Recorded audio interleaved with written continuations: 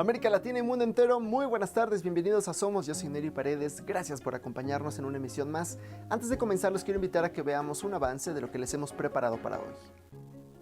Somos, el programa cultural de Telesur, inicia con la información más destacada de los pueblos del mundo.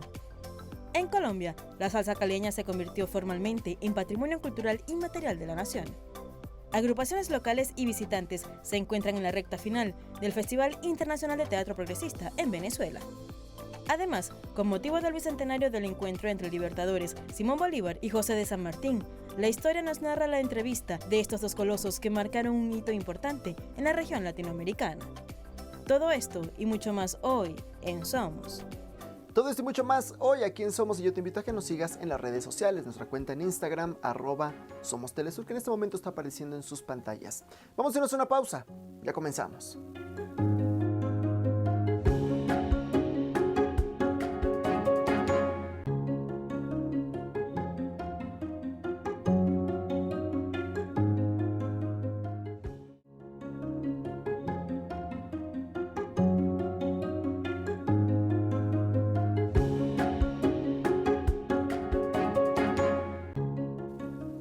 Ahora sí es momento de comenzar nuestro recorrido por las noticias culturales más destacadas de América Latina, el Caribe y por supuesto del mundo.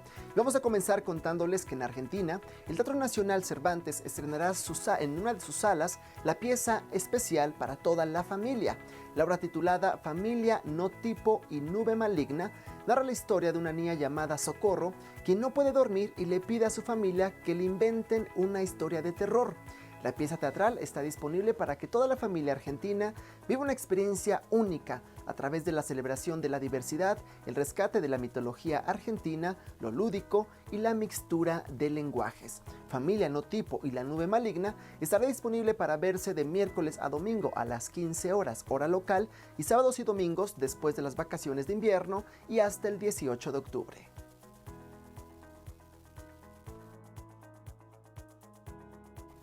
Y rápidamente llegamos a Chile para contarles sobre un espectáculo circense titulado Viaje a Mombasa, el cual ha despertado el interés entre los habitantes del país. Y es que la presentación titulada Viaje a Mombasa cuenta cómo un niño de madera que emprende un viaje por el continente africano con el fin de cumplir sus sueños, conoce realmente el espíritu salvaje que poseen los animales antes de que estos desaparezcan. La cita que deslumbra dispone de una serie de recursos tales como música en vivo, técnica circense y la incorporación de las marionetas de Titley. Su director artístico señaló que la idea surge de la inquietud de hacer un espectáculo de circo familiar de alta calidad. Esa misma inquietud coincidió con el descubrimiento de las marionetas de Roberto Titley, que sirven de inspiración inicial desde el punto de vista creativo.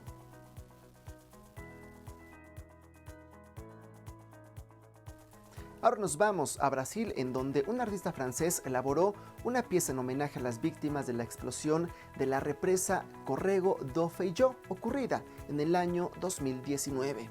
El reconocido artista francés Seip desarrolló una pieza gigante en un campo de fútbol, esto como parte de su proyecto mundial titulado Más allá de los muros, que espera reproducir las mismas manos entrelazadas en 30 ciudades diferentes en todo el mundo para el año 2023.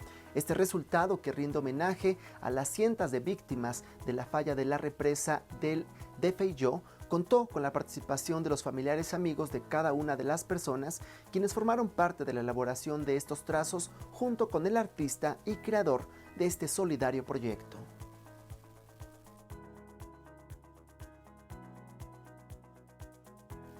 En más noticias culturales les vamos a informar que llegó a Perú la Feria Internacional del Libro con una agenda centrada en disertaciones científicas y un amplio programa cultural con exposiciones y conversatorios destinados al público infantil. Y es que luego de 2 años de pausa por la pandemia de la COVID-19, regresó la fiesta literaria más importante del país con novedades asociadas a la conmemoración de los 100 años de Trilce, uno de los poemarios más reconocidos del escritor César Vallejo, considerado como uno de los mayores innovadores de la poesía universal del siglo XX.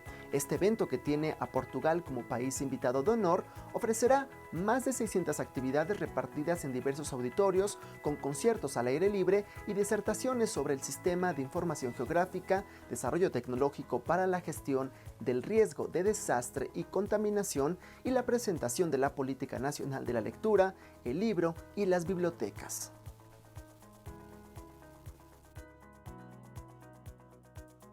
Y con saborcito latino vamos a llegar a Colombia, donde la salsa caleña fue declarada formalmente Patrimonio Cultural Inmaterial del país. Este contagiante ritmo musical recibió de forma oficial dicho reconocimiento como un obsequio para los colombianos, y con el que además celebran los 486 años de fundación de la tercera ciudad más importante de Colombia, es decir, Santiago de Cali. Para la ocasión, autoridades de la cultura caleña programaron diferentes actos enmarcados en un plan de acción para promover el fortalecimiento y el posicionamiento cultural de la salsa. Esto engloba las prácticas, saberes y tradiciones alrededor de este ritmo caleño, que va más allá del baile y de la música. Según los medios, el reconocimiento se ha conseguido en el marco del plan de salvaguarda impulsado desde la alcaldía de la ciudad para proteger a una de las facetas culturales más características de Colombia.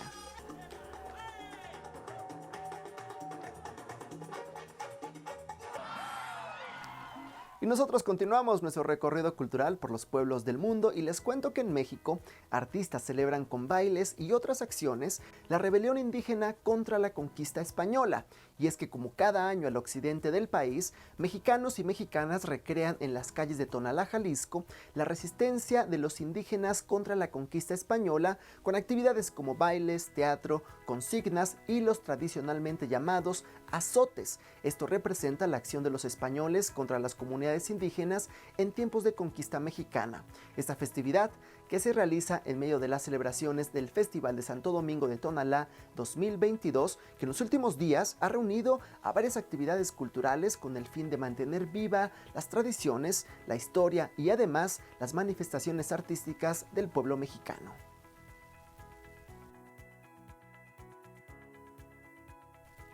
Y es momento de irnos a una breve pausa, pero antes los vamos a dejar con el artista Amaury Pérez, en presencia del presidente de México, Andrés Manuel López Obrador, interpretando la canción No lo van a impedir. Ya volvemos. No lo van a impedir las bandoleras, ni el letrado galán de poco vuelo, ni inquisidores, ni aguafiestas, ni eternos sembradores de veneno. No lo van a impedir los enemigos, ni atentos intimistas alabados, ni burócratas tiernos ni podridos, ni herederos ni apóstoles errados. No lo van a impedir del valle al cielo, ni reyes del honor, ni periodistas, ni antiguos comediantes, ni embusteros, ni estudiantes de leyes, ni alquimistas, ni...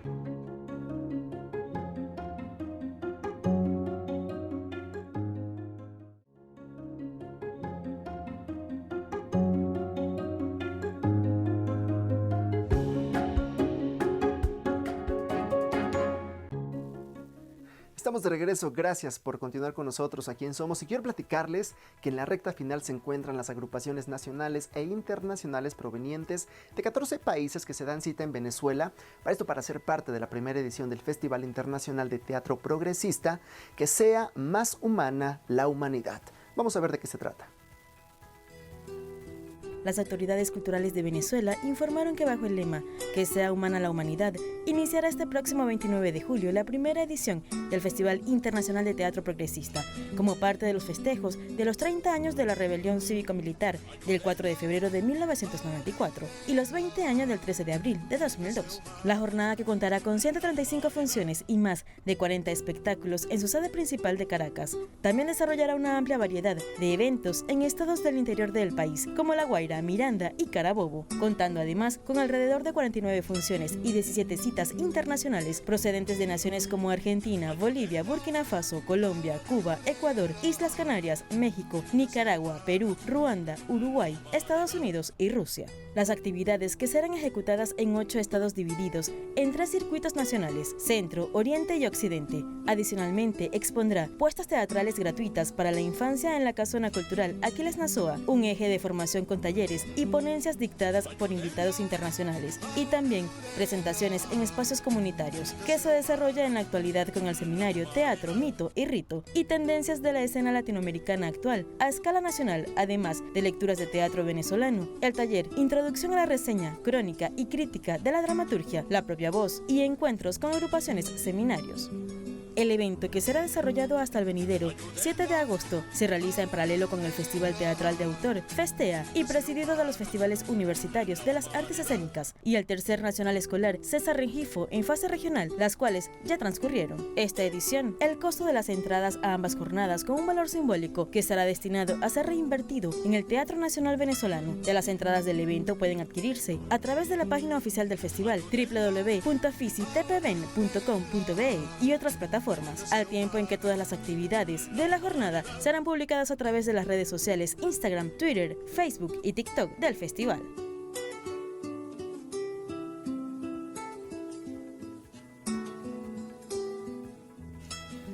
Y tras celebrarse hoy en Cuba el aniversario número 69 del asalto al cuartel Moncada y el origen de la rebeldía nacional, cultores, artistas y habitantes de la isla celebran esta icónica fecha en las calles con festejos y distintas actividades. Más información con nuestra corresponsal Lisandra Andrés desde Cienfuegos, que nos detalla más en el siguiente reporte. Hola, ¿qué tal? Un gusto saludarte también a esta hora desde Cienfuegos, pues este 26 de julio volvió el pueblo cubano a festejar de manera presencial el Día de la Rebeldía. Hoy en esta provincia sur, al centro sur de Cuba, con la presencia del presidente cubano Miguel Díaz-Canel y del general de ejército Raúl Castro Ruz, más de 10.000 cienfuegueros pues celebraron en esta plaza el aniversario 69 de los asaltos a los cuarteles Carlos Manuel de Céspedes y Moncada. Ha sido una jornada catalogada como histórica por el presidente cubano Miguel Díaz-Canel, quien agradeció en primer lugar a los científicos cubanos por hacer posible que luego de 2 años de pandemia vuelvan a tomarse las plazas del país para rememorar los principales hechos históricos de la nación en un momento complejo a nivel internacional, donde la principal apuesta del imperialismo es por la enajenación, sobre todo de los jóvenes. Decía, entonces es importante volver a la historia, volver a los hechos que han marcado la historia de este país, y decía, en momentos económicos complejos, de muchas carencias, de apagones, donde el pueblo cubano sufre muchísimas necesidades, pues la mayor parte de estas necesidades, decía, son a causa del bloqueo de Estados Unidos, y es importante tener memoria porque a pesar de que el gobierno cubano trabaja, recientemente recordaba, se aprobaron más de 70 medidas por la Asamblea Nacional para la recuperación económica, pero decía, es el bloqueo el principal obstáculo, siempre ha sido el principal obstáculo que ha enfrentado la revolución cubana, pues el gobierno de Estados Unidos, en palabras del presidente Díaz-Canel, tiene miedo de cuánto pudiera lograr el pueblo cubano si esta genocida política no existiera. Cuba no se detiene, así lo afirmaba el presidente cubano este 26 de julio, no se detiene no solamente en la búsqueda de soluciones a la situación económica, sino también en la búsqueda de mayores derechos para todos sus ciudadanos, y en ese sentido llamaba al pueblo cubano a apoyar en el referendo constitucional que se va a desarrollar el próximo 25 de septiembre el nuevo Código de las Familias que fue aprobado la pasada semana en la Asamblea Nacional del Poder Popular y que garantizará nuevos derechos a los cubanos todos. Aclaraba el presidente cubano que el gobierno no se detiene, no desconoce los principales problemas que afectan ahora mismo a sus ciudadanos, y que en ese sentido se trabaja. Ya las próximas semanas se comenzarán a implementar las medidas aprobadas en la Asamblea Nacional del Poder Popular, pero decía y reafirmaba, sigue siendo el bloqueo de Estados Unidos el principal obstáculo al que se enfrentan diariamente los cubanos. Una jornada histórica, por así decirlo, en la mayor de las Antillas. Luego de 2 años se vuelven a llenar las plazas del país en el Día de la Rebeldía, y pues los cienfuegueros también agradecieron que por tercera vez se festeje en esta provincia la sede del 26 de julio y decían también estar confiados en que realmente con la ayuda de todos, con el esfuerzo y el compromiso de todos, pues será posible salir adelante en estos momentos complejos que atraviesa la nación caribeña. Adelante. Nos damos una breve pausa, pero al volver los invitamos a que nos acompañen a revivir el encuentro en Guayaquil entre Bolívar y San Martín. Ya regresamos.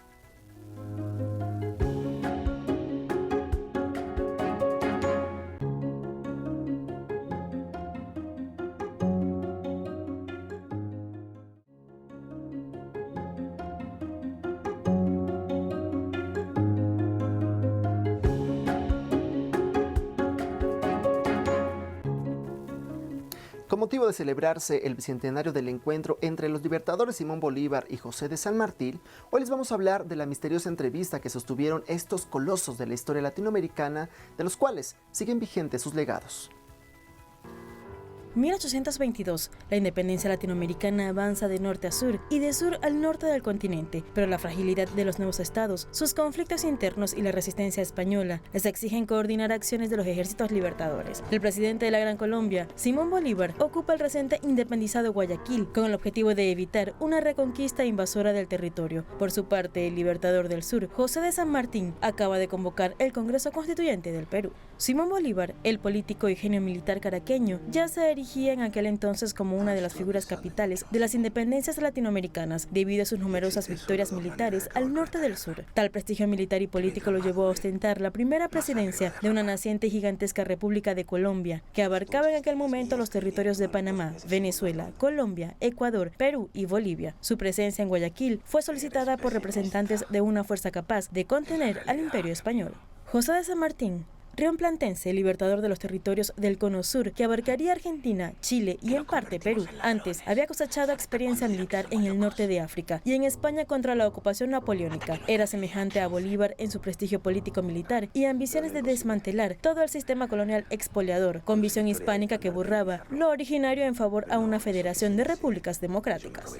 Los principales temas que motivaron la reunión fueron el destino de la provincia de Guayaquil, las formas de gobierno de los estados resultantes de las acciones emancipadoras y la posibilidad de llevar su alianza a consolidar una federación de alcance continental. La entrevista de los dos libertadores de nuestra América, recordando el ideario martiano, se realizó en privado y no quedaron escritos directos de la misma, por lo que su contenido exacto fue descrito gracias a historiadores que traslucieron por los resultados. 200 años después, la historia de lo que allí se trató, que dejó en suspenso, sin mayores detalles de lo ocurrido, pero que sin lugar a dudas selló la independencia física española, preparatoria para la batalla ideológica y cultural de los latinoamericanos.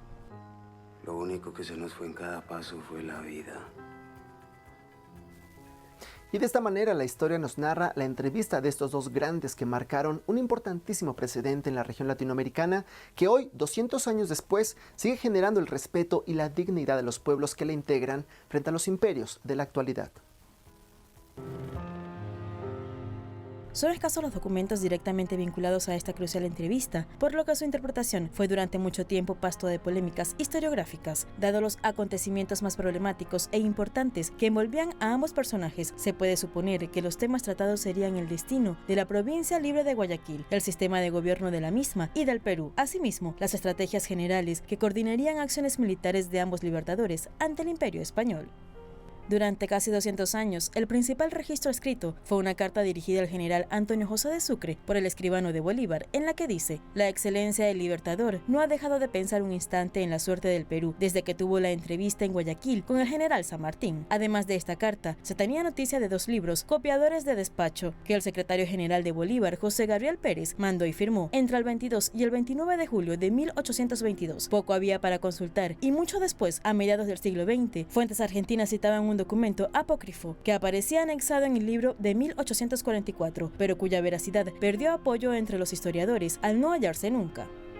En 2011, la Biblioteca Luis Ángel Arango de Colombia adquirió un conjunto de documentos relacionados con la entrevista de Guayaquil, revivando el interés en el Ministerio Histórico de este encuentro. Y por fin, en 2013, el historiador colombiano Armando Martínez encontró en el Archivo Nacional del Ecuador, en Quito, una carta escrita por el general José Gabriel Pérez, dirigida a Antonio José de Sucre, en la que da parte detalladamente de lo tratado en la reunión de estos gigantes que permaneció en secreto por 2 siglos. El encuentro de los libertadores fue cordial y pese a las presiones que algunos actores políticos ejercían sobre San Martín, la reunión no giró en torno a si Guayaquil debía ser independiente, anexarse a Perú o a Colombia. El viejo general austral dio por resuelto este tema desde un inicio, atendiendo el hecho del control efectivo que las tropas de Bolívar y tras ellos Colombia ejercían allí. El verdadero tema fue el futuro de Perú, en el que para sorpresa de muchos estuvieron en desacuerdo sobre el tipo de gobierno que debía regir en la nación peruana independiente, inclinándose a San Martín por la monarquía y a Bolívar por la república. No obstante, hubo entusiasta coincidencia con la idea de crear la Federación de los Estados Americanos.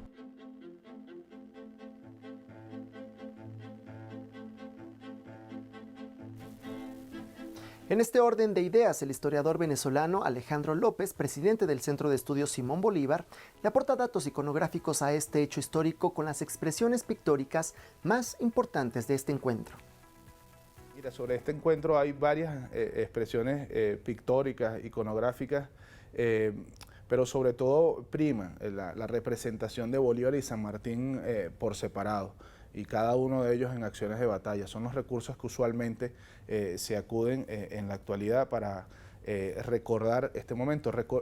Veamos también algo importante, la forma como nosotros tenemos en nuestra memoria colectiva, en el imaginario, plasmada esas escenas del pasado es a través de la pintura que se desarrolla en el siglo XIX.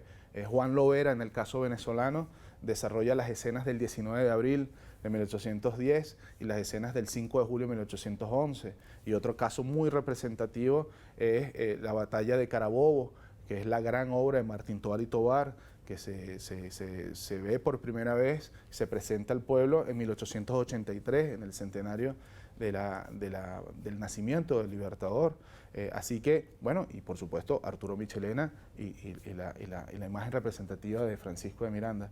Así que, bueno, es un elemento muy importante las representaciones iconográficas de la pintura para estos momentos históricos donde no existe la fotografía, no existe el daguerrotipo, no existe ningún otro tipo de captación de la realidad como lo conocemos nosotros desde finales del siglo XIX y principios del siglo XX. Y a este homenaje del encuentro de Guayaquil se suma el presidente de la Asociación de Historiadores Latinoamericanos y del Caribe, Jorge Enrique Elías Caro, quien nos habla sobre la vigencia de José de San Martín y Simón Bolívar en el contexto actual. Escuchemos. Las bases de la unión hispanoamericana, que hoy es la integración latinoamericana, es válida, ¿no?, en ese sentido, pero también el tema de no dejarse dominar en su momento dado por parte de un imperio que quiera imponer en ese sentido sus condiciones políticas, económicas y todo lo que eso representa, hasta una dominación cultural. Y creo que este aspecto, tanto San Martín como Bolívar, pues estaban de acuerdo que no podían permitir en ese sentido, y que la libertad, la dignidad del pueblo y la emancipación es, digamos, lo primordial. Y es así como hemos llegado al final de nuestro recorrido cultural de hoy, y para despedirnos lo hacemos con la canción Pachamama, que nos presenta la banda de folk rock argentina Arbolito, una pieza musical que rinde honor a la diosa venerada por los pueblos andinos y que en la mitología inca representa a la madre tierra. Nos vemos mañana, aquí en Somos, la ventana cultural de Telesur, misma hora, mismo canal. Que pasen una excelente tarde. Hay bosques que daban oxígeno y sombra y ahora ya ni se ven. La tierra se retuerce por dentro y hay tantas flores que ya no crecen. Pachamama, madre tierra, madre de todo.